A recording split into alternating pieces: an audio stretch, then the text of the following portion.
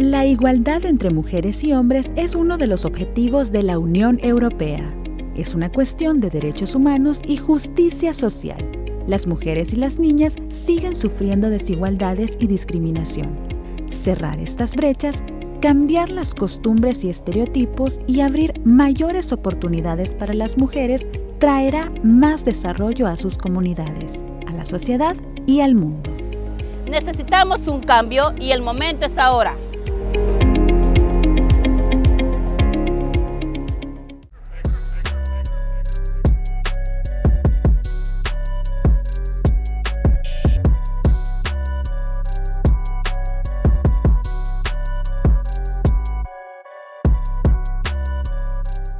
Bienvenidos y bienvenidas a esta entrevista de Focos.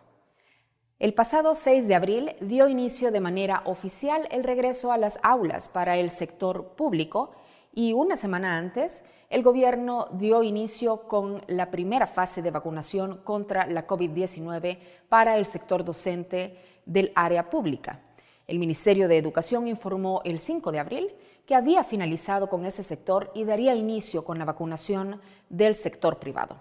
Para conocer un poco sobre los retos que enfrenta el sector docente ante este regreso a las aulas, hoy estaremos conversando con Paz Cetino, quien es secretario general de Bases Magisteriales Salvadoreñas, a quien le doy la bienvenida. Muchas gracias, un placer estar con ustedes y a la orden.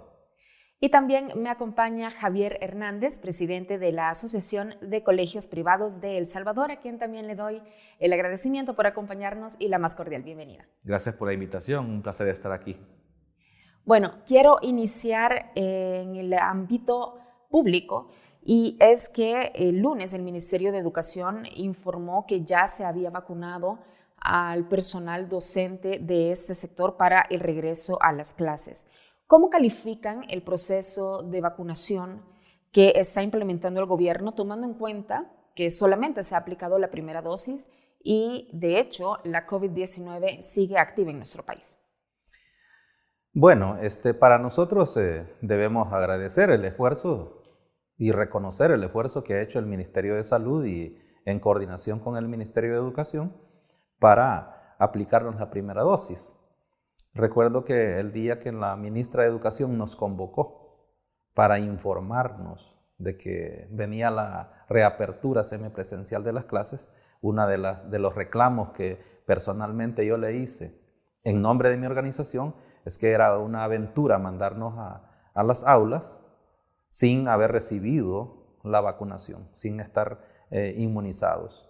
Entonces, en ese momento le solicitamos que agilizaran, que coordinara con el Ministerio de Salud para que se garantizara que por lo menos la primera dosis se nos aplicara antes del inicio de las clases. En ese sentido, creo que funcionó, hay que reconocer el esfuerzo que se hizo en plena vacación.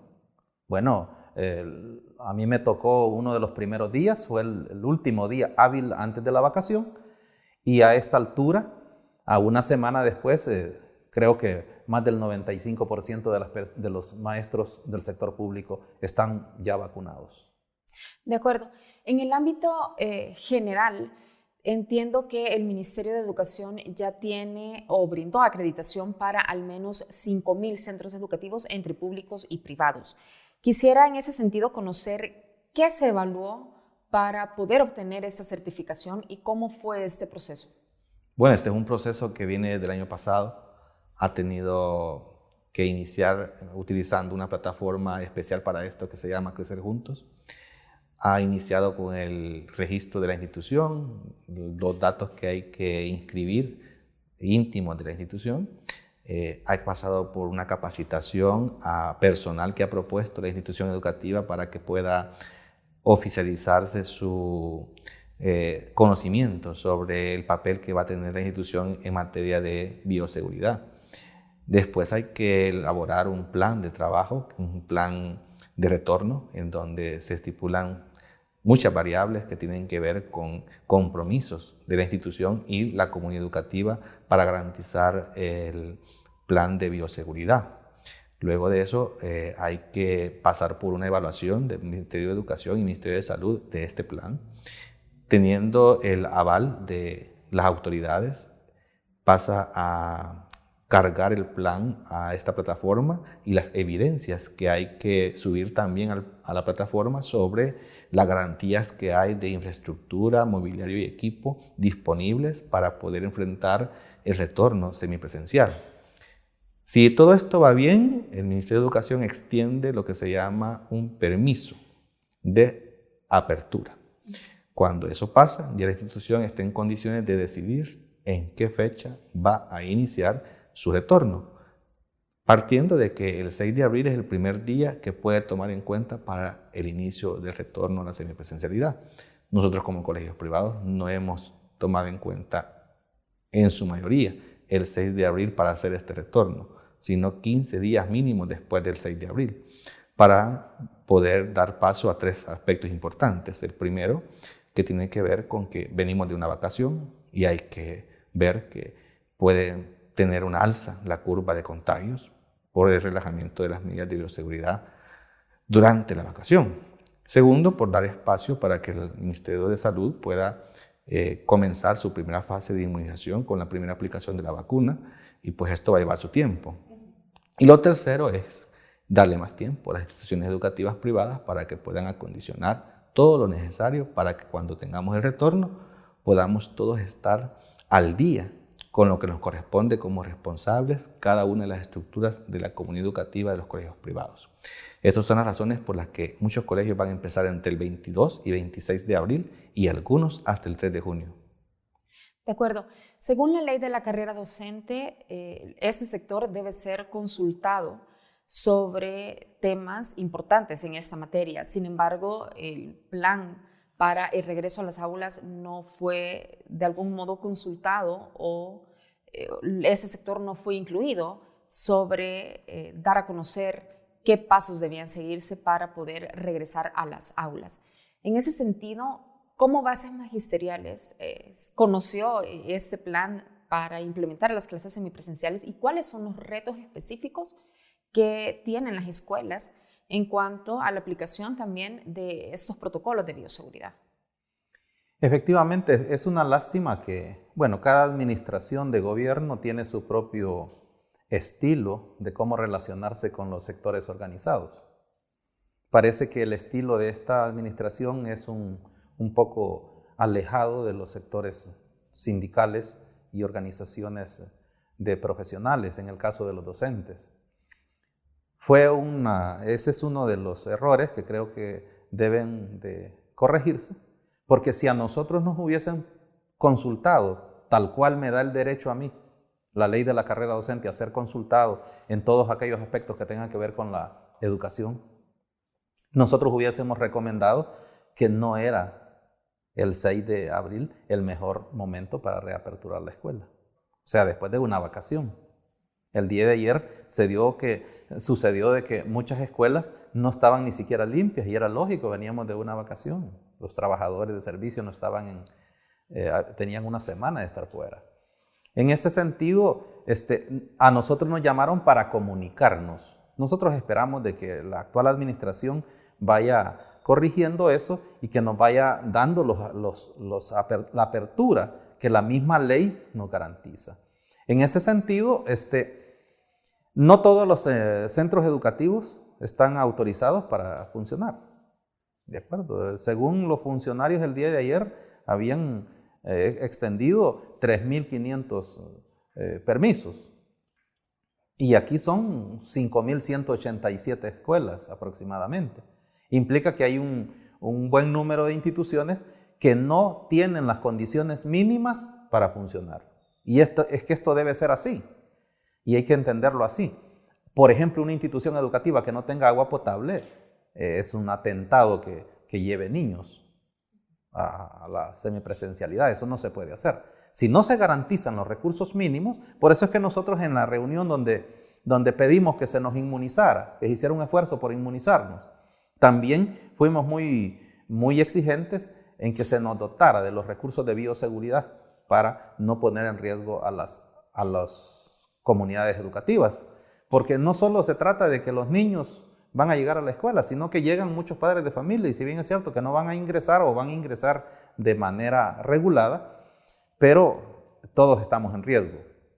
Por eso es que muchas instituciones educativas no tienen las condiciones mínimas, ¿verdad? No tienen las condiciones mínimas y ellos, ahí donde los directores, hombres o mujeres, deben de ser muy responsables en la información que van a proporcionar para que se les acredite el permiso. No se trata de mentir, se trata de decir exactamente cuáles son las condiciones de la institución. Porque si la institución no tiene las condiciones mínimas y yo digo que sí existen, entonces pongo en riesgo. Ya será responsabilidad del director de poner en riesgo a esa comunidad educativa. Ahora, sobre estas dificultades que podrían tener algunas escuelas públicas, el ministerio les ha informado o les ha garantizado que en cuanto se haga se dé esta información, digamos, de que hace falta agua potable o que la infraestructura es deficiente, ¿el ministerio ha ofrecido alguna forma o algún mecanismo de poder solventar esas problemáticas? Por las escuelas pasaron levantando un diagnóstico de las necesidades básicas. Entiendo que algunas escuelas están siendo intervenidas ahorita. Está el Ministerio de Obras Públicas, está también este programa de cero ocio de los centros penales, interviniendo algunos centros educativos, lógicamente que es en función de suplir algunas necesidades que se han detectado para la reapertura. Recuerden ustedes de que la reapertura semipresencial no es un proceso que se da de tajo, sino que esto va a ser un proceso gradual. Ayer llegaron muy pocos alumnos, ¿verdad? Hoy van a llegar más, la próxima semana van a haber más. En un mes nosotros vamos a estar en una condición de que sí vamos a tener que hacer los grupos, el grupo A, el grupo B, porque cuando los alumnos mismos observen que sus compañeros ya están recibiendo clases, van a terminar yendo a la escuela. Perfecto. En materia de dificultades sobre las clases semipresenciales, es bastante obvio que también el sector privado tiene algunas dificultades en cuanto al acceso tecnológico, el acceso a Internet, que algunos estudiantes pues no tienen la capacidad tampoco para tener esas herramientas tecnológicas para poder estar en estas clases en el caso de que no opten por asistir a los colegios cuando los colegios ya decidan esta apertura. ¿Cómo solventarán los principales problemas que representa esta educación semipresencial? Bueno, hay un plan de retorno que se ha presentado donde estamos plasmando las soluciones a las necesidades que hay que suplir en un retorno a la semipresencialidad. Y uno de los problemas más frecuentes es la conectividad. Los entendedores de esta materia sabrán que no es lo mismo bajo una red conectar 3 usuarios que conectar 20 usuarios simultáneamente. El hecho de bajar y subir información al mismo tiempo se convierte en un gran reto en ese momento. Si el ancho de banda es limitado, servir la clase desde el colegio hacia la casa se vuelve bastante imposible. Diferente es cuando se está sirviendo desde la casa de los profesores porque obviamente pues es un internet residencial que suple la necesidad.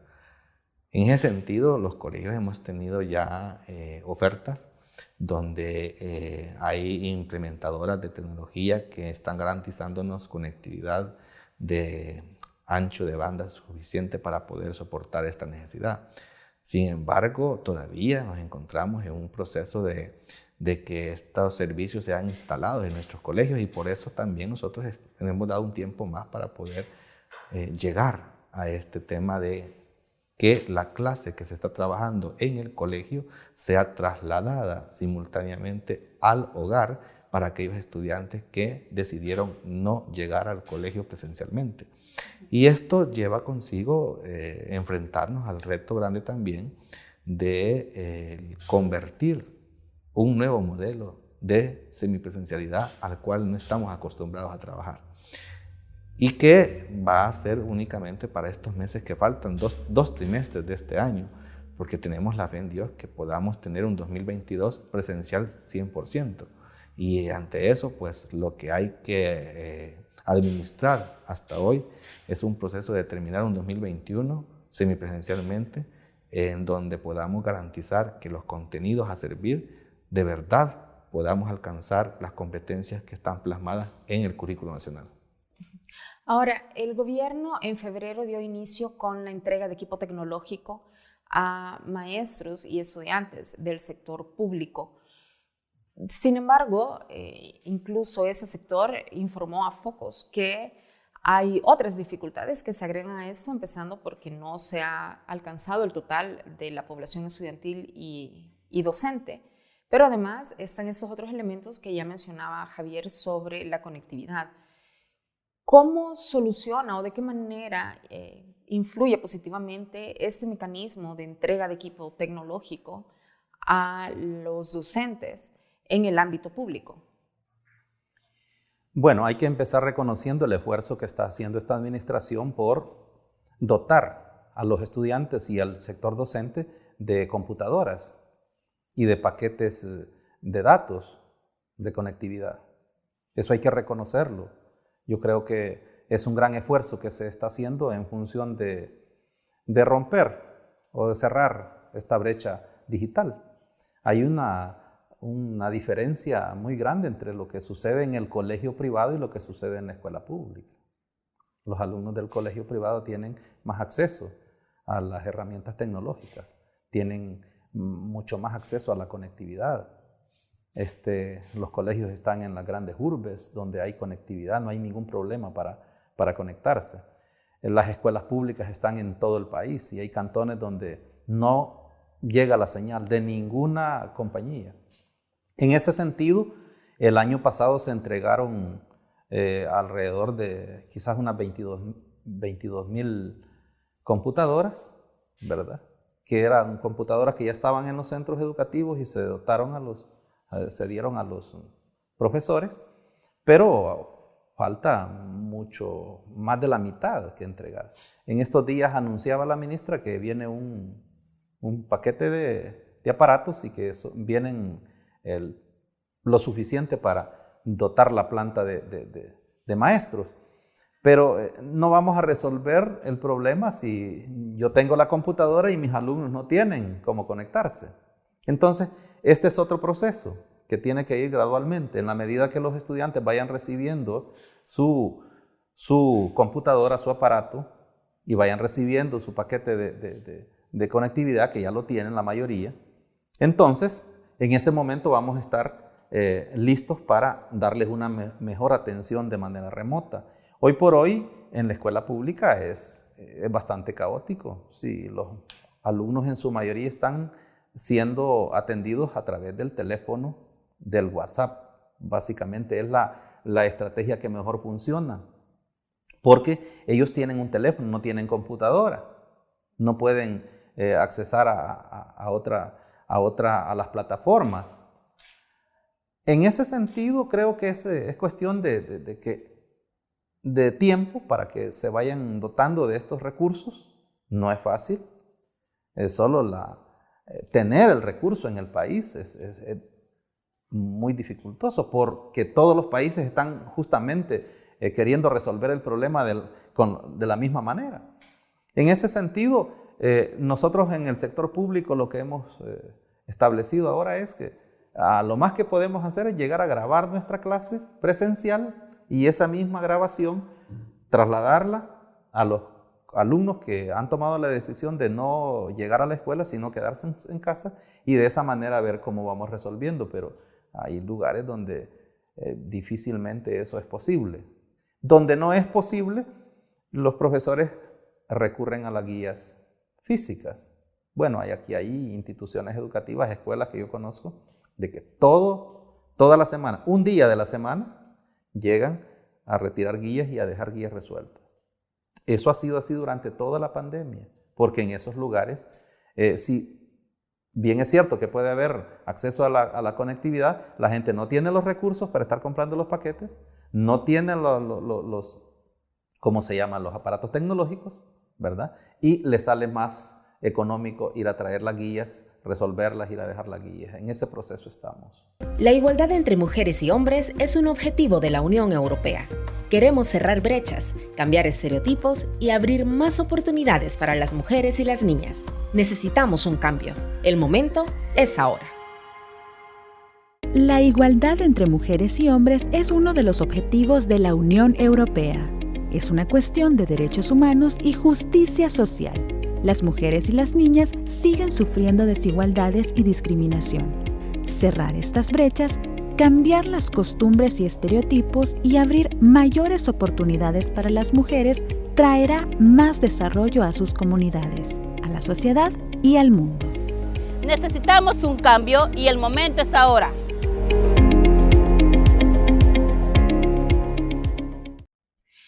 Enfoquémonos un poco también en los estudiantes y cómo les ha afectado esta pandemia por la COVID-19 y haber estado, ya más de un año fuera de las aulas.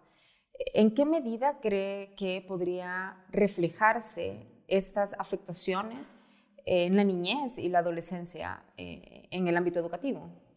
Yo creo que hace muy bien el Ministerio de Educación en tomar en cuenta, valorar, evaluar el estado socioemocional que recibimos del niño cuando está retornando al centro educativo. Lo que no quizás está muy bien es en ir creando una necesidad que de repente no la tengan de una ayuda socioemocional de un personal especializado para eso, que no es el profesor, porque este es un trabajo de un psicopedagogo. No es un trabajo de un maestro general de materias comunes o especialidad que no sea psicología. Porque hay trabajo que pues a quien a lo suyo, ¿verdad? Sin embargo, lo que hemos visto en el primer día de clases ayer, lo digo porque también trabajo en la escuela pública y he visto en los niños, no he visto un daño socioemocional en ellos. He visto un retorno con gran alegría. Nadie ha llegado triste, frustrado, traumado por un año de encierro. Al contrario, han llegado con todo, como dicen, con las energías para poder platicar, comentar, contar experiencias, verse más grandes unos con otros, algunos hablando más ronco que antes, y ese momento se vuelve un momento inolvidable y nadie ha llegado traumado. Definitivamente los padres de familia han hecho un trabajo excepcional en la casa de ir controlando que el hogar se convierta en un lugar, digamos, escolar también y sumamente adecuado al proceso que hemos tenido que todos enfrentar. Creo que han asimilado muy bien el tema de la virtualidad, hasta cierto punto, con todas las limitantes que puedan tener en casa. Sin embargo, enfrentar este tema del estado socioemocional de los niños se vuelve un reto grande para quienes hemos estado también con necesidad de que nos traten también a los docentes sobre este mismo tema, porque el docente convertir su casa en una escuela donde va a enseñar también no ha sido fácil. De hecho, entre el grupo etario que tenemos de docentes, se le ha dificultado más a los que más años tienen. Y al maestro joven, evidentemente, hasta el maestro que aprendió en su universidad virtualmente, no le dificulta nada entrar en este proceso. Pero eso significa que docentes han tenido que entrar en cierto estrés en el cual han tenido que superarlo como han podido.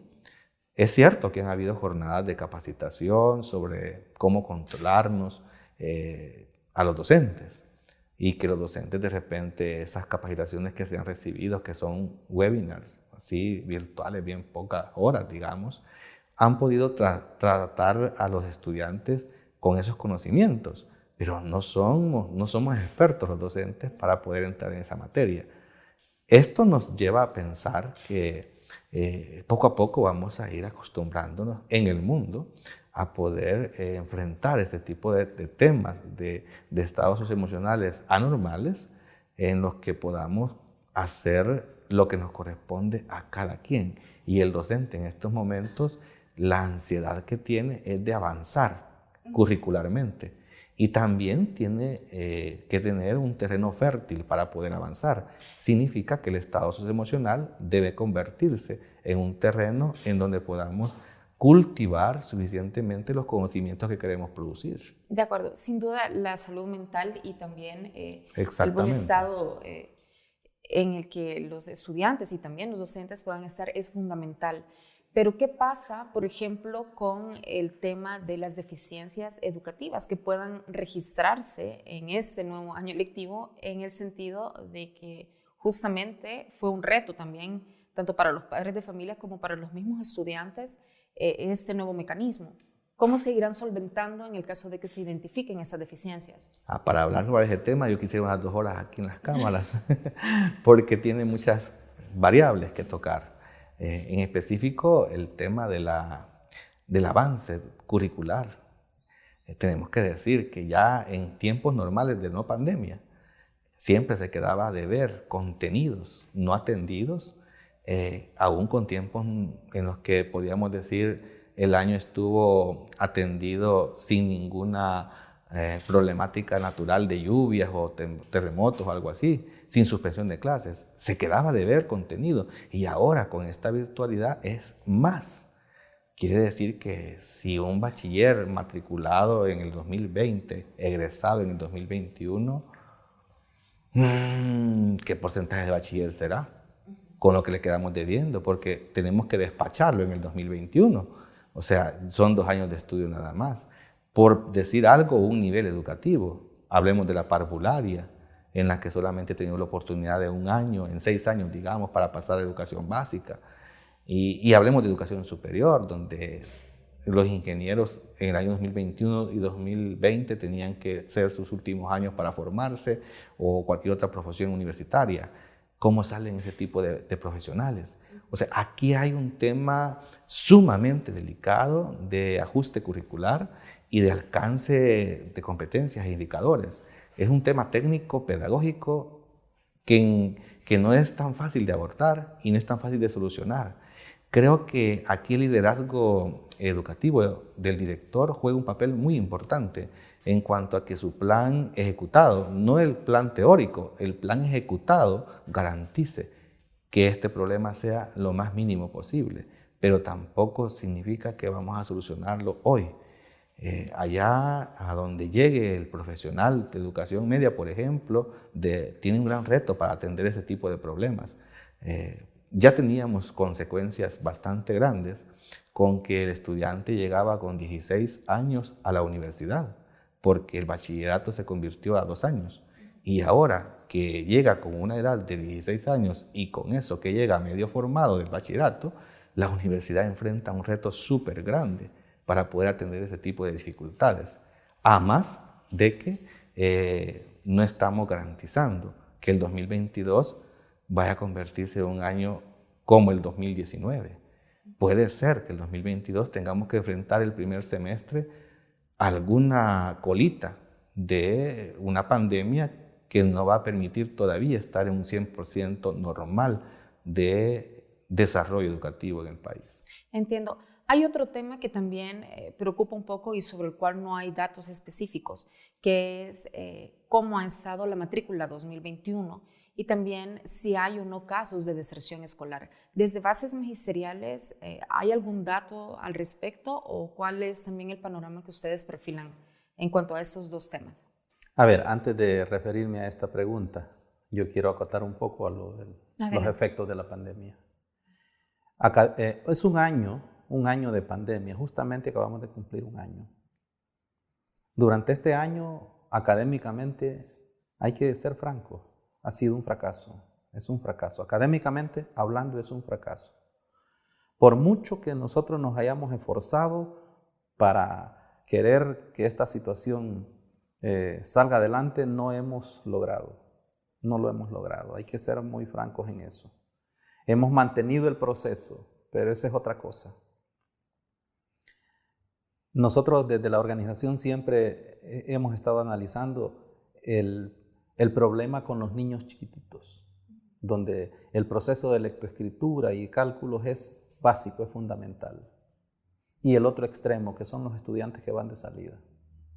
Con el extremo superior a nosotros no nos preocupa mucho porque en este caso la autodidaxia tiene que funcionar. Ya el joven siente que tiene ciertas deficiencias y es por su propia cuenta que tendrá que nivelarse. Eso es así, porque si no lo hace, el trabajo se lo va a exigir, las circunstancias se lo va a exigir, la universidad se lo va a exigir. Los que vienen en proceso, bueno, tenemos la suerte de que los programas son concéntricos. Nosotros el contenido que enseñamos en 4º grado lo enseñamos en 5º grado, en 6º grado, pero con ciertos niveles de dificultad mayores. En ese sentido, ahí es donde nos va a tocar a nosotros hacer un esfuerzo. Y por el otro lado, reconocer que el grupo de especialistas del Ministerio de Educación lo que hizo fue seleccionar los contenidos más importantes a su criterio para la vida del estudiante y el proceso de formación. Eso es lo que contienen las guías con las cuales se han estado atendiendo a los alumnos. Se supone que ahí lo que se hizo es una escogitación de contenidos, los contenidos más significativos del proceso, que son los que le van a servir en todos los niveles educativos, y de esa manera se ha tratado de salvaguardar un poco la situación. La otra pregunta tiene que ver, me decía, con el tema de la 2021 y la deserción. El problema de cuántos alumnos tenemos y cuántos alumnos desertaron. Estos datos es bien difícil manejarlos. Si ustedes se fijan, le preguntaban a la funcionaria el día de ayer y tampoco maneja datos, porque es un poco complicado. Nosotros estamos jugando con la matrícula del año pasado. Y hoy nos damos cuenta que algunos alumnos en realidad no están. Esos alumnos, de veras, hoy se da cuenta uno que desertaron, ¿verdad? Y yo creo que la deserción escolar rebasó el promedio que se tenía antes, que era un 5 o un 7%. Creo que ha rebasado ese porcentaje. Pero tampoco lo podemos garantizar, así decir, con certeza cuál es el porcentaje. La cantidad de alumnos matriculados, sí, cada institución sabe hoy cuántos tiene matriculados, pero en global, a nivel de país, el Ministerio de Educación tampoco ha dicho, miren, se trata de 1.100.000, 2, como decían el año pasado, 1.200.000, parece que hicieron una referencia de 1.100.000, como que hay un reconocimiento de que ha habido deserción, y es que efectivamente la pandemia expulsó a algunos estudiantes del sistema que no van a volver. No van a volver. Hay que ser francos en ese sentido. Bueno, se nos ha acabado el tiempo, pero sin duda este es un tema al que le estaremos dando seguimiento desde Focos, desde nuestros contenidos, reportajes y también entrevistas, y estaremos muy pendientes sobre este regreso a las aulas y también sobre cómo irán estos procesos educativos y, por supuesto, también cómo afecta tanto al sector estudiantil como al sector docente. Agradezco a Paz Setino, secretario general de Bases Magisteriales Salvadoreñas, por habernos acompañado. Estamos a la orden. Y también agradezco a Javier Hernández, presidente de la Asociación de Colegios Privados de El Salvador, por haber profundizado un poco sobre esos retos que enfrenta el sector docente. Muchísimas gracias, un placer siempre estar con ustedes. Y gracias a usted, amigo y amiga, por habernos acompañado.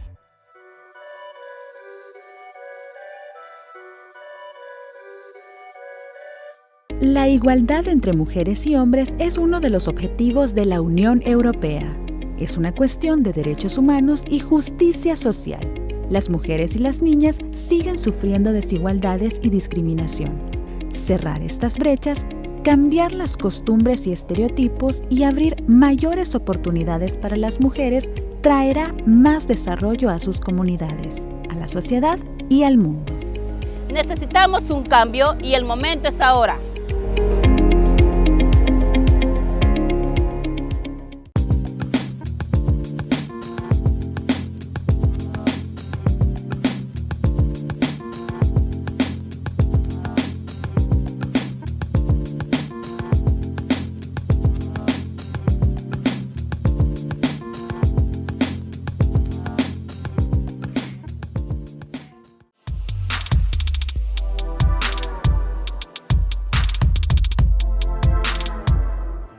A 15 kilómetros de la capital, el centro escolar del cantón El Barillo en Zaragoza, La Libertad, es una de las 3.500 escuelas públicas que iniciaron clases esta segunda semana de abril, pero también es una que no cumple con los requisitos básicos.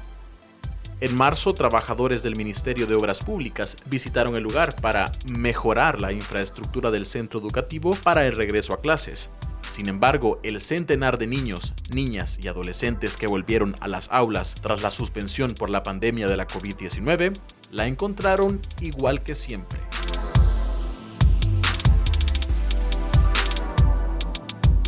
El Barillo es una comunidad de entre 5.000 y 8.000 habitantes que se ubica entre colinas, a un lado de la carretera que conduce de Santa Tecla hacia el Puerto de la Libertad. El centro escolar atiende a 240 estudiantes entre parvularia y 9º grado. Eso, está muy bien. El profesor Pablo Martínez tiene 10 años dando clases en la escuela y la tarde de este 7 de abril se prepara para recibir por primera vez en más de un año a los alumnos y alumnas del 6º grado. En verdad me alegra muchísimo verlos. Por las medidas de distanciamiento social, Pablo da clases a 2 grupos de entre 8 y 10 alumnos en 2 jornadas diarias de 2 horas y a unos cuantos por WhatsApp, quienes son los que no decidieron acogerse a las clases semipresenciales. El doble esfuerzo, ¿verdad? Tengo que dosificar, priorizar también los contenidos sin darle más a los que estén aquí o no darle la importancia a los que estén afuera. Mi forma de trabajo fue igual, trabajar con lo que es por WhatsApp. Por WhatsApp prácticamente se estuvo trabajando, formando grupos de trabajo, ¿verdad? Enviando las tareas en la división. Sin embargo, tanto Pablo como sus alumnos se enfrentan a la misma precariedad con la que dejaron las aulas hace un año, la misma de varias generaciones que pasaron por los salones de El Barillo.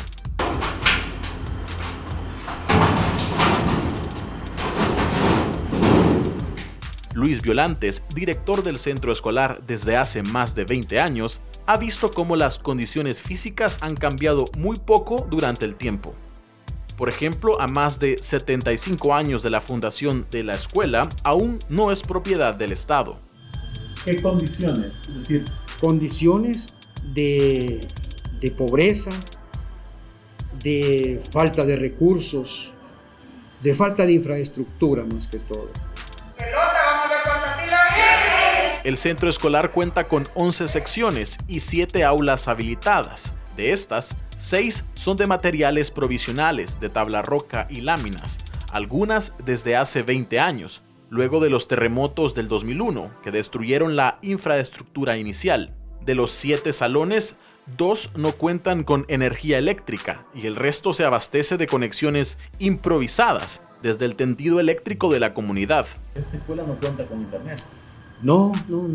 Ni con, digamos, ni con luz eléctrica. No tenemos ese servicio de luz eléctrica. Aquí es provisional todo, porque no se puede, pues no. Se toma del público. Gracias a Dios que la comunidad es la representante legal del tendido eléctrico. Gracias a Dios. Hace poco la compañía Claro anduvo alambrando para que las escuelas puedan tener acceso. Y allí hay un poste ya con la caja para poder instalar internet. Pero la escuela no tiene las condiciones. Entonces, para pagarlo. Condiciones de todo. O sea, no hay infraestructura, pues, ¿verdad? Que sea del ministerio. Y no se puede hacer nada. Por la falta de una instalación eléctrica apropiada, unas computadoras donadas por la Cooperación Internacional a la escuela permanecen embodegadas. La escuela sí cuenta con agua potable y 3 lavabos, pero no con servicios sanitarios adecuados. Son 2 letrinas, una fosa para los alumnos y alumnas y la otra para los 11 maestros de la escuela. Con la tercera vamos a ver. Pablo está encargado de dar clases en las aulas de lámina y que no cuentan con luz eléctrica. En una escuela sin computadoras ni internet, Esta es una desventaja importante en los tiempos virtuales de la COVID. No le voy a negar que sí han habido muchas dificultades e incluso me ha tocado a mí un doble o triple esfuerzo para estar atendiendo desde mi teléfono. Tengo que estar asistiendo acá. En la época de invierno, por ejemplo, que no tenemos energía eléctrica, como lo hemos mencionado, cada niño trae una candelita, una de las famosas velas, para podernos alumbrar, ¿sí? Porque esta aula se pone súper oscura. Este canal tiraba toda esta agua acá. Esto era horrible. Me daba un sentimiento y me daba un coraje de que nosotros estuviéramos en las condiciones. No por mí, sino por mis estudiantes. Lo que más logro evidenciar en mis estudiantes son las gripes comunes, ¿verdad? O los catarros comunes. No se diga la situación de COVID. Pero nosotros vamos a tomar siempre todas las condiciones o tomar el protocolo que el Ministerio de Educación nos ha dicho, ¿verdad? La línea que nos ha mandado, para ver cómo sacamos adelante esta situación. Pero como digo, el COVID aún viene a agravar más la situación de la educación en nuestro país. No es justo que en estas épocas de la vida, en este siglo, ellos estén en estas condiciones que parece que estamos en un cantón remoto, cuando tenemos una carretera moderna a un par de metros. Aún en estas condiciones que estamos, sin energía, baños en unas condiciones que no son las adecuadas, una zona de riesgo vulnerable que tenemos acá, una escuela abierta, aula en malas condiciones. ¿Ves? Contra todo eso tenemos que luchar. Y como usted dice, tenemos que duplicar esfuerzos para poder sacar adelante. Tenemos que asumir costos y gastos también. Buenos días. La maestra Milagro de López es una de las más antiguas de la escuela. Atiende presencialmente tras más de un año a las niñas y niños de tercer grado en una de las aulas de tabla roca y lámina, con instalación eléctrica provisional. Aunque es una escuela que tiene 70 años de fundada, es una escuela, yo tengo más de 30 años de estar en esta escuela, hemos tratado la manera de que se nos construya, pero llega un gobierno municipal, llega otro gobierno que dice que nos van a ayudar y no. Y realmente, como no tenemos un local propio, ¿verdad? Por eso quizás no le ponen manos aquí a la institución. Con tu sombra perfumada y tus alas hasta el cielo. Milagro también tiene que hacer un esfuerzo para afrontar esta doble modalidad desde un centro escolar sin la tecnología necesaria. Después de que yo he atendido a los niños, voy a atender a los niños en línea. Como mandamos datos en los teléfonos y todo, así lo vamos a hacer. Y nosotros estamos, las 24 horas, estamos ahí nosotros pendientes de los padres de familia, porque hay muchos padres de familia que trabajan y hasta que llega hace las tareas con sus hijos y nosotros estamos dispuestos a cualquier hora, a las 10 de la noche, a las 11 de la noche, nosotros estamos dispuestos. Desde hace unos meses, el Ministerio de Educación ha habilitado paquetes de internet para docentes y alumnos, pero los maestros y estudiantes de El Barillo no se han acogido al servicio por falta de aparatos tecnológicos. Por su parte, la entrega de computadoras y tabletas aún no arranca para los alumnos de primero y segundo ciclo, como los que atiende esta escuela. El ministro de Hacienda Alejandro Zelaya informó el 10 de marzo que destinaría $20 millones para mejorar la infraestructura de los centros escolares públicos previo al retorno a clases. 8 días después, en la cuenta de Twitter del Ministerio de Obras Públicas, se anunció con fotografías que estaban mejorando la infraestructura interior y exterior de El Barillo y que los estudiantes retornarían a un espacio adecuado. Sin embargo, la labor del MOP solo consistió en pintar algunos balcones, ventanales y paredes del aula, medidas insuficientes para solucionar los problemas de la escuela.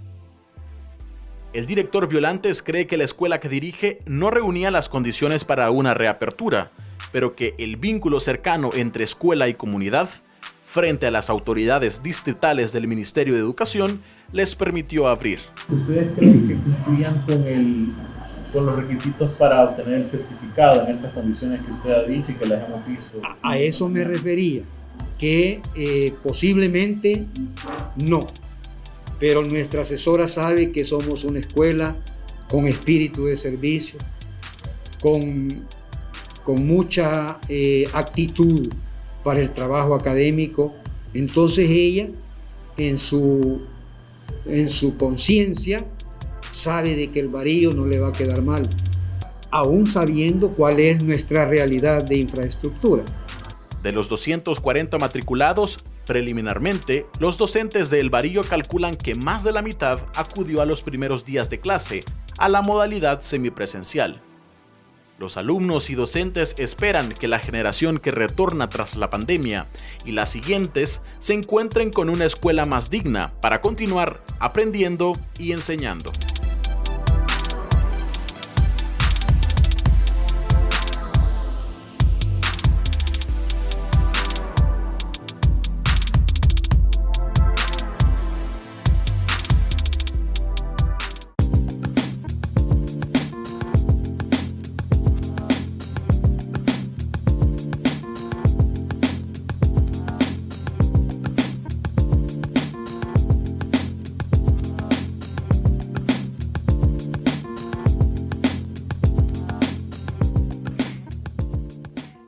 Amor, ya que vivimos tan cerca, ¿me acompañas a pagar unas facturas?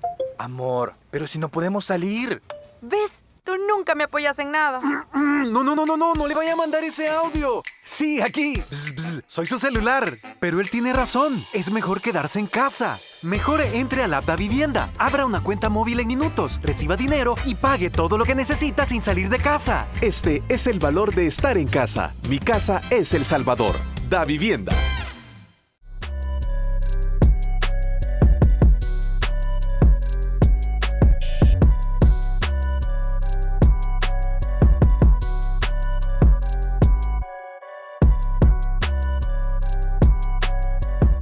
Adam Isaacson es el director para Veeduría de Defensa en la Oficina de Washington para Asuntos Latinoamericanos, WOLA por sus siglas en inglés.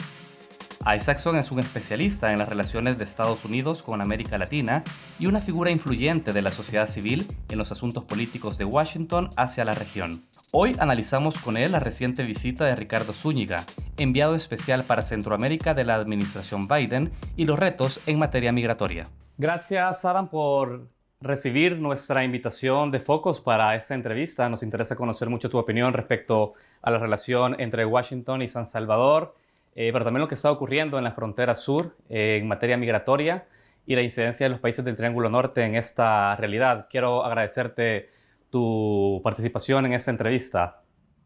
Un placer, gracias por invitarme. Adam, quiero conocer en primer lugar, como bueno, es de conocimiento público, recientemente el enviado especial al Triángulo Norte de Centroamérica, Ricardo Zúñiga, ha finalizado su gira de 4 días en la región centroamericana, particularmente en Guatemala y El Salvador, y me gustaría conocer qué reacciones iniciales ha generado en Washington esta visita. Bueno, en Washington muchos quieren saber pues, ¿qué es lo que puede hacer Estados Unidos en el corto plazo para reducir el flujo de migrantes, para que no haya tanta desesperación en este momento?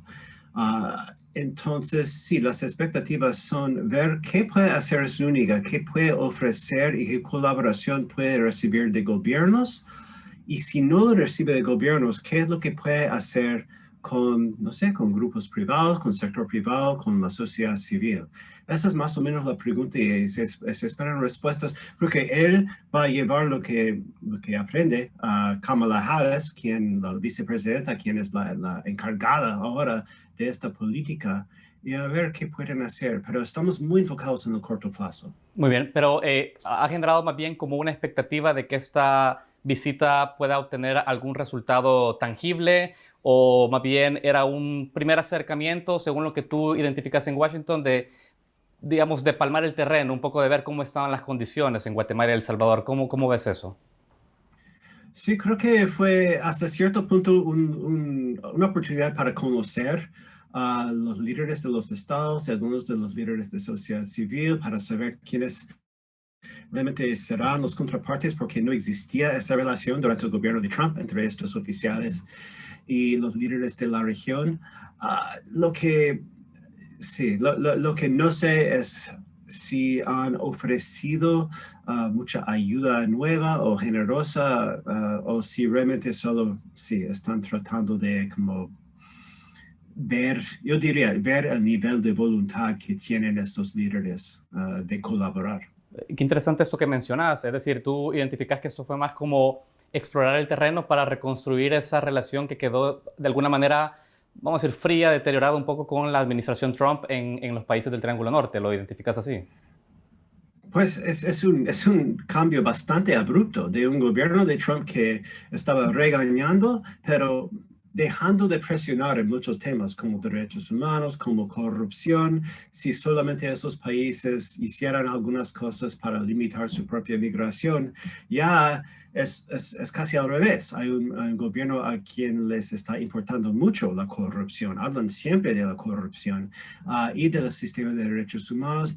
En el caso de El Salvador, del Estado de la democracia, a la misma vez que de alguna manera están pidiendo colaboración de ese mismo gobierno. Y no sabemos exactamente cómo se haría eso, pero sí es un cambio abrupto y tienen que enviar ese mensaje en visitas como este. Muy bien. Adam, quiero seguir avanzando en otros temas de lo que dejó la visita de Zúñiga en Guatemala y El Salvador, particularmente en este país.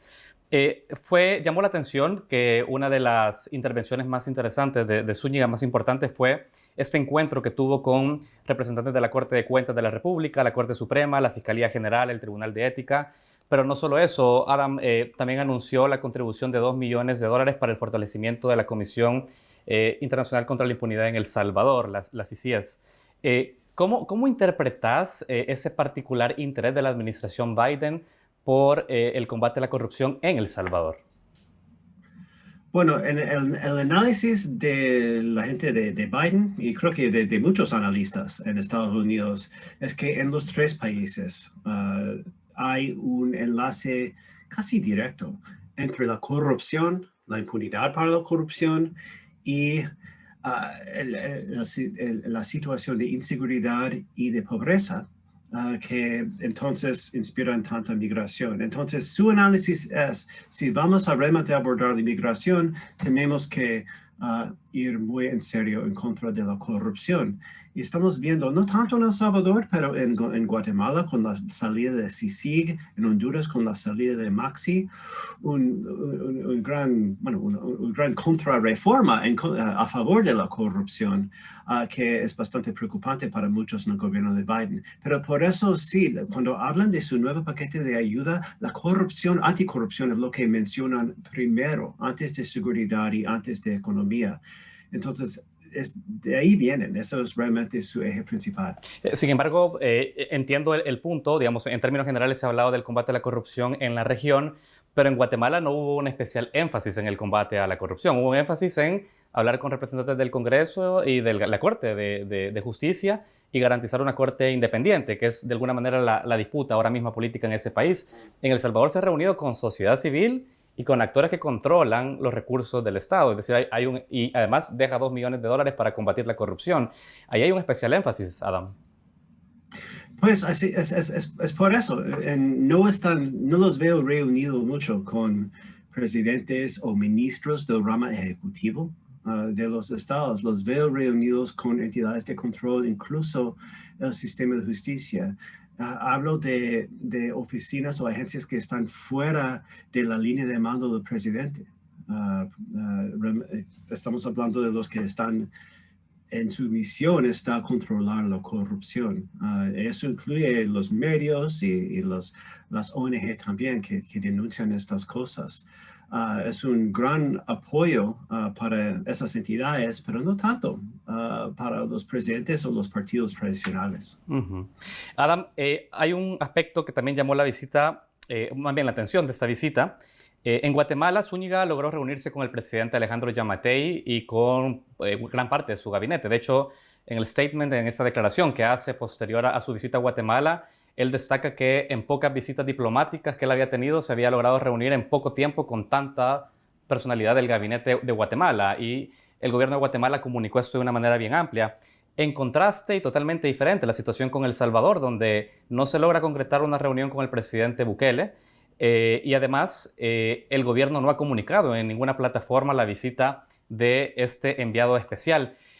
¿Para ti este gesto confirma una fría y deteriorada relación entre El Salvador y Washington? Es evidente que hay una deteriorada relación entre El Salvador y Washington y es evidente que Bukele no está buscando repararla. Creo que Bukele sigue enojado por la visita sorpresa que hizo a Washington durante las primeras semanas del gobierno de Biden, cuando nadie lo recibió. Y también está resistiendo la idea de que El Salvador es parte de algún triángulo norte. Es algo como ha dicho varias veces en Twitter, ¿no? Que él cree que El Salvador es país aparte. Y como el título de Ricardo Zúñiga es enviado al triángulo norte, él no quiere recibir ese enviado. Yo disputo eso y podemos hablar de eso, pero de ahí creo que viene esa actitud tan fría del presidente Bukele. Pero sí, es cierto, la relación bilateral nunca he visto tan desamistoso, tan enojado esa relación bilateral distante. Adam, tú decías que el presidente Bukele ha buscado separarse de esta idea de formar parte de una región llamada Triángulo Norte de Centroamérica, pero Bukele y su administración lo justifican diciendo que la incidencia de migrantes procedentes de El Salvador no es la que está reportando Honduras y Guatemala y que en ese sentido hay que tratar diferenciadas las estrategias para cada país. Te iba a preguntar respecto a eso, justamente porque el mismo Zúñiga y funcionarios de la administración Biden han reconocido que en estos momentos El Salvador no está enviando una importante cantidad de salvadoreños a la frontera sur. Y la pregunta es, ¿esto podría representar una política más benevolente hacia El Salvador por parte de Washington? ¿Y es así? ¿Estas cifras son correctas? Pues yo no estoy yo creo que, Bukele tiene algunos puntos, pero no estoy de acuerdo. Es cierto que El Salvador tiene una población que no crece tanto que la población de los otros países, que tiene más crecimiento económico y hay menor migración que los otros dos países, pero no es radicalmente menor. Cada hora en este momento, 24 horas, llegan 2 niños no acompañados salvadoreños a la frontera con Estados Unidos. Hablo de los niños no acompañados. Eso es mucho, 1,500 en el mes de marzo. Y sigue igual ahora mismo. Pues de 194, tengo los números aquí, 194 ciudadanos guatemaltecos por cada 100,000 guatemaltecos fue detenido en la frontera con Estados Unidos. 199 de cada 100,000. Y 146, para El Salvador, ¿no? 146. No es una diferencia tan radical. Claro. Es decir, que tú sigues identificando con estos números, que son los concretos, que no es que exista una incidencia drásticamente menor de salvadoreños migrantes en la frontera que los otros países de Centroamérica. ¿Es así? Es menor, pero no drásticamente menor, no. Uh-huh. Ha llamado la atención, Adam, y me gustaría también conocer tu opinión sobre esto, que en el marco de esta visita de Zúñiga pasó algo a nivel interno nacional, y es la destitución del ministro de Agricultura en el país. Si bien es un tema muy doméstico de El Salvador, sí que tiene, y hay una hipótesis que me gustaría que tú me comentes sobre ella. Este ministro que fue destituido de Agricultura es un funcionario que fue señalado por las instituciones nacionales, también por investigaciones periodísticas, sobre irregularidades en compra de alimentos durante la pandemia.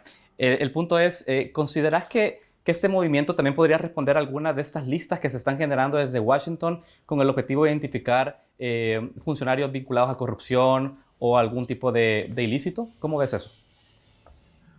Bueno, puede indicar que por lo menos en el gobierno de El Salvador saben que Estados Unidos está mirando con lupa el tema de la corrupción y quieren responder a eso y darle un ejemplo de ese ministro, que sí, eso es un escándalo bastante grande. No sé si están pensando exactamente en a quién pierde su visa o quién pierde sus bienes en Estados Unidos, pero sí, es una coincidencia importante que eso pasa en un momento de que hay visitas de alto nivel de Estados Unidos. Hola, ya tengo tu pedido listo para enviártelo. Avísame cuando hagas el pago. Claro, te lo pago por acá. ¿Qué? ¡Eso se puede!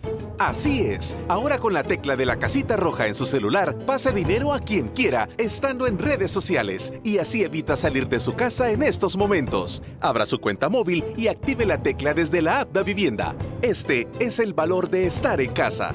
Mi casa es El Salvador. Davivienda. Claro. Adam, siguiendo también con el tema migratorio, que por supuesto ha dejado claro digamos, la relevancia que tiene tanto la participación de la vicepresidenta como del mismo Zúñiga.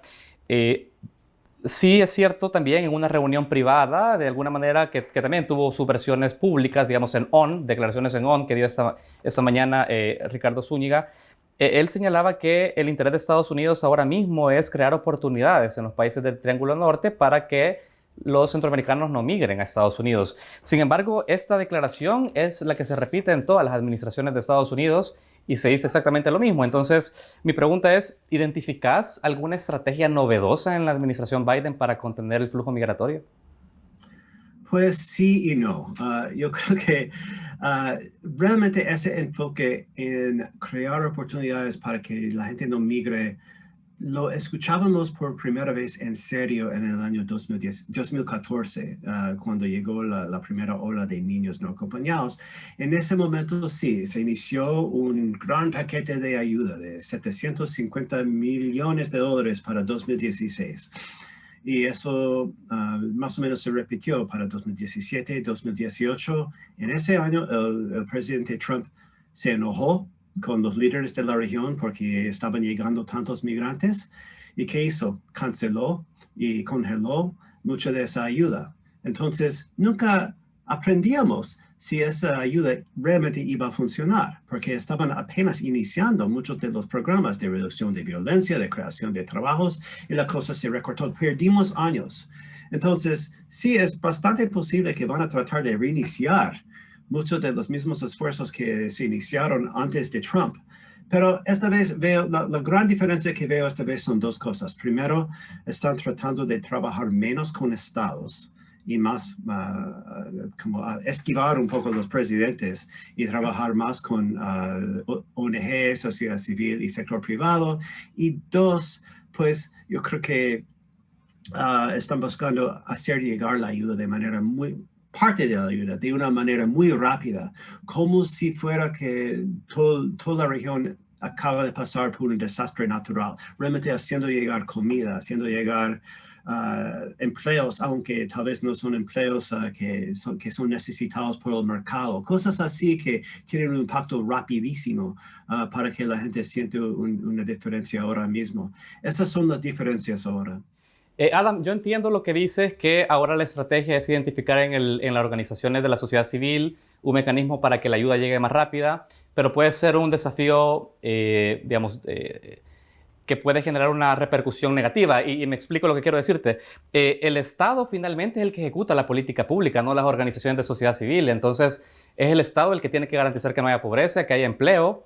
Entonces, ¿tú crees que es la estrategia más correcta dejarle apoyar a los gobiernos para dárselo a la sociedad civil cuando al final quien tiene mayor incidencia en el cambio de la vida es el Estado, no la sociedad civil? ¿Cómo ves eso? Pues ese es el balance más difícil, es porque yo nunca querría tener el trabajo de Zúñiga en este momento, porque tiene que tratar, buscar, crear oportunidades, buscar acabar con la corrupción, buscar alimentar a la gente, pero creo que no ven en este momento que muchos de los ministerios, los partidos, los élites, se ha escuchado de la boca de Juan González, de la Casa Blanca, esa frase, élites predatorios, ¿no? Están hablando de eso y entonces están buscando esquivarlos mientras se relacionan con ellos. Y claro que van a dar algo de recursos a ellos mismos, pero hay un problema de confianza, especialmente después de los últimos años de debilitamiento de los esfuerzos anticorrupción y en el caso de El Salvador de esfuerzos de debilitamiento de instituciones democráticas que implican que sí, aunque se van a relacionar, van a sacar fotos, van a ser muy cordial, hay una falta de confianza que es innegable y hace muy difícil el trabajo de los como Zúñiga. Muy bien, queda muy claro con esa manera en la que lo explicas. Al final de cuentas, el apoyo también tendría que ir en reforzar, en cambiar el sistema político de alguna manera y los actores políticos, ¿no? Para generar mayor confianza a futuro, digo. Pues si el problema son élites predatorios, van a necesitar que las entidades de poder sean más inclusivas y que incluyan a más gente que realmente no están robando y que son proclives a la reforma. Y cuando hemos visto a Ricardo Zúñiga sacando fotos con muchos oficiales de rangos medios, de ONG, tal vez de periodistas. Esas fotos son realmente uno de los mensajes más importantes que quiere transmitir. Muy bien, gracias Adam por esa respuesta. Siguiendo el análisis sobre Biden y su atención a la situación migratoria, parece evidente, tú tenés las cifras, tú nos puedes corroborar esto, pero que con la llegada de Biden, de alguna manera, sus anuncios en política migratoria, de alguna manera relajó los temores de los migrantes centroamericanos y esto ha generado una nueva presión en la frontera sur. La pregunta es, ¿crees que existe otro mecanismo que no sea la política del miedo, la política de la disuasión que impulsó Trump, que de alguna manera generó algún resultado, aunque también fue en pandemia? ¿Hay un mecanismo que no sea el terror del uso de la fuerza contra el migrante para evitar la migración en estos momentos, Adam? Pues lo cierto es que durante el gobierno de Biden, durante el mes de marzo, expulsaron en cuestión de horas a 61% de todos los migrantes. Hemos visto esa cifra de 170,000 migrantes, más que 100,000 pasaron hora y media en Estados Unidos y fueron empujados a México. Adiós. Entonces, no ha cambiado tanto la cosa, pero sí hay una presión porque salió Trump, que viene alguien más suave, que ahora es el momento de migrar. ¿Cómo debe funcionar? En vez de espantar y amenazar a todos que no vengan, pues tenemos un sistema de asilo y casi todos los niños y familias que vienen, algunos de los adultos solteros que vienen a pedir asilo. Cuando cruzan la frontera, buscan a la patrulla fronteriza, deténgame, quiero pedir asilo. Y en muchos casos si no son expulsados, son liberados dentro de Estados Unidos para hacer su procedimiento, su adjudicación, su procedimiento de asilo en la Corte de Inmigración de Estados Unidos. Esas cortes de inmigración ahora tienen 1,300,000 casos por decidirse, más o menos la mitad de asilo, por 520 jueces. Entonces, uno espera 3 o 4 años ahora para su decisión de asilo. Uno pasa esos 3 o 4 años viviendo de alguna manera legalmente en Estados Unidos. Aún si no tiene un buen caso de asilo, eso pasa. Entonces, un clave aquí es agilizar ese proceso, contratar a más jueces, darles a los oficiales de asilo más capacidad de decidir para que esas personas puedan recibir su decisión de asilo en cuestión de meses en vez de años. Si yo solo puedo quedar cuestión de meses y si no califico para asilo me devuelvan, yo no voy a tomar prestado $10,000 para que un coyote me traiga a Estados Unidos. Eso es muy clave. Pero eso es lo principal. Lo que necesitamos hacer aquí en Estados Unidos es reconocer que estamos viviendo un momento de movilidad humana casi sin precedentes en toda la región. México en marzo recibió 90,000 solicitudes de asilo. No es solo nosotros. Estamos en un momento especial y tenemos que ajustar nuestros sistemas que son diseñados por una población de hombres solteros a esta nueva demanda de familias pidiendo protección para poder procesarlos de manera mucho más humana y eficiente. Y si hacerlo significa que más familias vienen de una vez, el resultado será también que por la dificultad de sacar asilo, muchos van a estar devueltos en menos que un año. Si eso estuviera funcionando de manera burocrática con los recursos que necesita. Siempre se habla de los mensajes, los anuncios que paga el gobierno de Estados Unidos en el Triángulo Norte diciendo, no venga, es peligroso, vas a morir en el desierto, te van a robar, etc. Pero si usted vive en San Pedro Sula, ya es peligroso en San Pedro Sula. Usted no va a estar convencido para eso. Pero si los anuncios dijeran, es muy complicado hacer el proceso de asilo. Usted probablemente no va a calificar porque hay que probar eso, y hay que hacer ese formulario, y necesita un abogado, y todo lo que complicado que es, pero informativo y verdad, eso tal vez convencería a muchos más que no intentan hacerlo, porque realmente sacar el derecho de estar aquí legalmente a través del asilo no es tan fácil. WOLA tiene la capacidad de incidir en los mensajes que la administración puede hacer en función de los migrantes. Eso que tú estás diciendo, ¿has tenido la oportunidad de poder conversarlo con alguien que tome decisión en materia de la comunicación hacia la población migrante? Es algo que hemos conversado mucho con los miembros del Congreso que financian esto, de las comisiones, y ahora en el nuevo gobierno de Biden es algo que estamos muchas veces proponiendo también. Eso va a moverse despacio, porque los que se ponen a hacer eso van a decir, ustedes están dándoles una guía de cómo buscar el asilo y cómo manipular la maquinaria del asilo, coaching en inglés. Van a estar ayudándoles a hacer todo eso, y tenemos que convencerles que no, que realmente ese es el mensaje más contundente. Tengo un par de preguntas antes de cerrar la entrevista. Adam, gracias por tu tiempo. La primera, antes de cerrar, es, ¿ves sustancialmente un cambio en el tratamiento o en el enfoque de derechos humanos hacia la población migrante en la administración Biden respecto a la de Trump? ¿O realmente no estás viendo cambios tan significativos en la manera en la que tratan humanamente al migrante? Pues el hecho de que se está expulsando a casi todos los adultos, la tercera parte de las familias, eso nos indica que realmente no, están expulsando a gente sin importar, bajo el pretexto de COVID, sin importar si están buscando protección o no. Entonces, eso no es un gran cambio. El cambio mayor que hemos visto es que están recibiendo a niños no acompañados de nuevo, y que muchas de las familias están siendo liberadas o dejadas en el interior.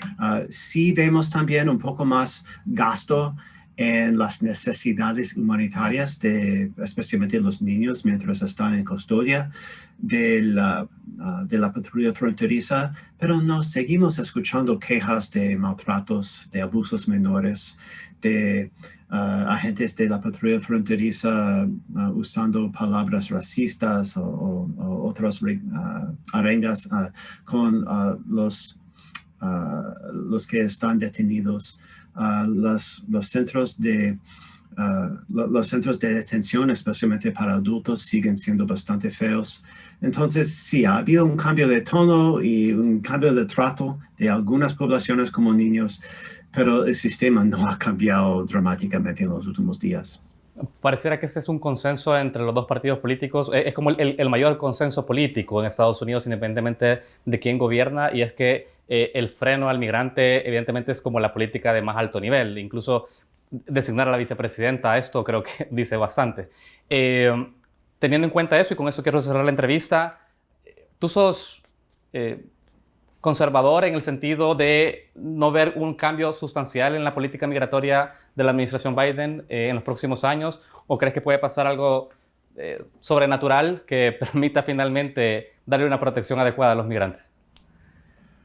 Pues yo creo que yo soy más optimista. Yo creo que el gobierno de Biden no va a lograr cambiar muchas leyes, pero sí va a hacer mucho para ajustar el sistema para que se adapta a una población que busca asilo. Creo que vamos a ser un país que mejor recibe y adjudica casos de asilo en vez de simplemente maltratar a la gente y buscar deportarlos. Pero la ecuación política sigue siendo bastante difícil. En el Partido Republicano no quieren migrantes, están felices con expulsar niños solos y todo. Y separación de familias, cualquier cosa. En el Partido Demócrata hay una división entre los que son muy progresistas y quieren ser mucho más abiertos a ese nuevo flujo de migrantes de nuestro hemisferio, y muchos que vienen en muchos casos vienen de distritos que son más reñidos, muchos republicanos con una posibilidad de perder su escaño el próximo año, que son mucho más cautelosos y mucho menos dispuestos a hacer un cambio tan dramático.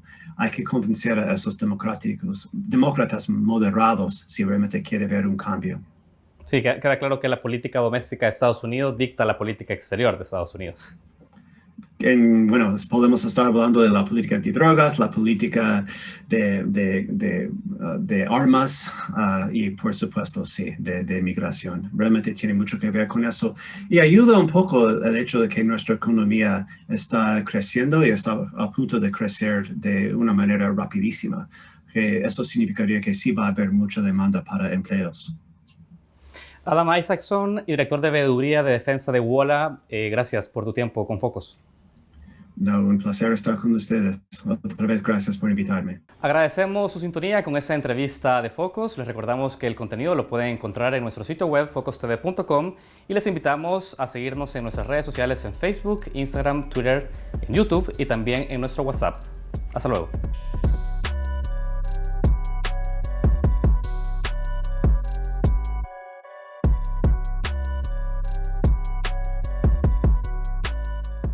Amor, ya que vivimos tan cerca, ¿me acompañas a pagar unas facturas?